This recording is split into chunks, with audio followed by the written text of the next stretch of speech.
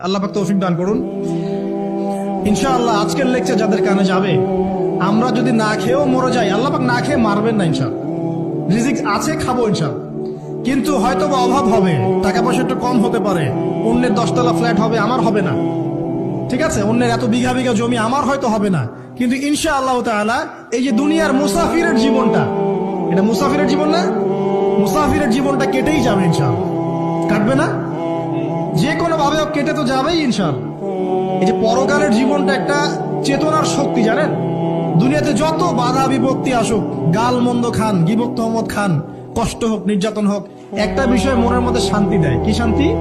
যে এই দুনিয়ার জীবনটা তো আর চিরস্থায়ী নয়, এটা তো আর সারা জীবন থাকবে না।